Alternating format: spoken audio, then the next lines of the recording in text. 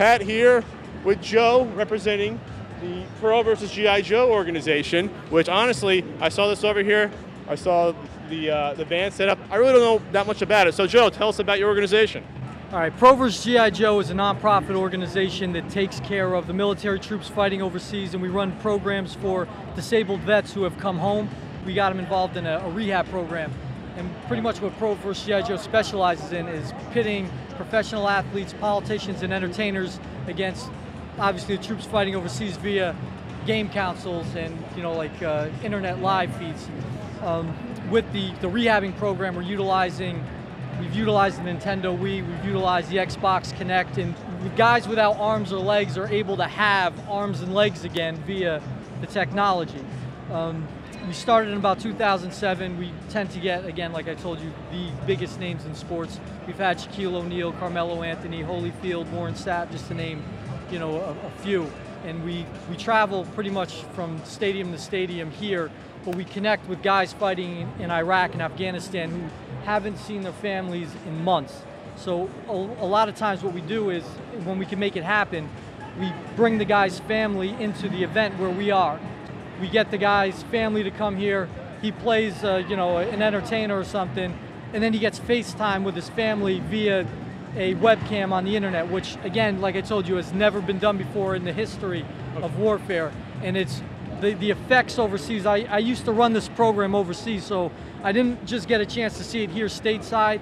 I got to see the reaction overseas, and I can tell you, when Pro vs. G.I. Joe comes to bases overseas, everything shuts down. Everything, from the colonel all the way down, and they come to wherever the event's held on base, you know what I'm saying, and they all gather around, watch, and are really intent on just having dialogue with people back home, because they need that. So you mentioned all the different programs that the veterans come back to, whether it's physical rehab, something that helps them psychologically, emotionally. How does the video games fit into that? What have you experienced with them playing the games? How has that helped them transition back from being at war, serving our country, versus trying to transition back into society? All right, there's actually two examples I could give. Okay. One is a guy we call the Champ. The Champ. He came back he was a sniper, he got hit in the head with an IED, and he was told he can't drive, he can't work, and he told us that he feels worthless, was his words. And he didn't have any kind of social interaction anymore with his family. He was losing that. And when we brought him into this program, he didn't really do well per se in the program, but he was able to reconnect with his family again. He was able to have a relationship with his kids again. You know what I mean? And it made him feel like a father again, and he felt like he had self-worth.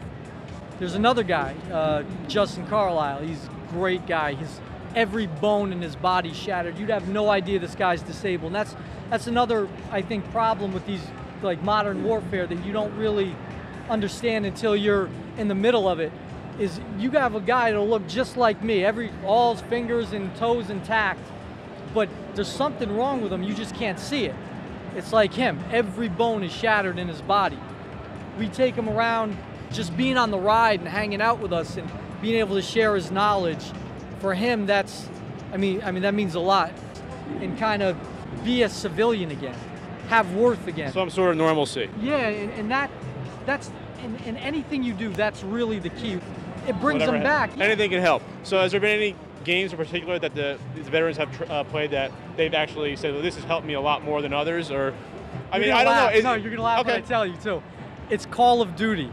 It's Call of Duty Modern Warfare 2, and here's why. Because when the opening scene comes on, it looks like a fob. Like, everything in that game looks just like the bases out there, how they're set up. It brings them into...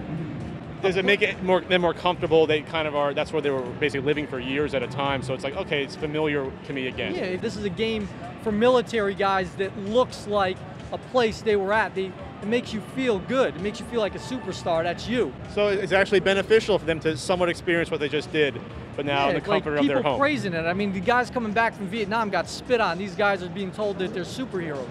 That's a big deal. The only drawback to that is after the rock star status phase, there's that emptiness, which is why rehabbing with the troops in Pro vs. G.I. Joe is the only sustainable program. for wounded vets. They will carry on as long as we're able to make this thing run. And we got good people behind us. There's me, Addy, and Greg, and we're going to take this till the wheels fall off for these boys. Great. Well, Joe, let us know what website we can go to donate or just find out more information so people can just know about this. Oh, I'd love to. It's pro-gijoe.org and also woundedwarriorarena.org. Joe, I really appreciate what you're doing, especially for the troops coming back. And so sometimes it's we know what they're doing over there and appreciate it, but sometimes they tend to get lost and they come back. So keep up the great work, man. Appreciate Hey, it. Pat, thank you guys so much, man. Again, come back, hang out anytime. You guys are always welcome here. All right, thanks. Take care, buddy.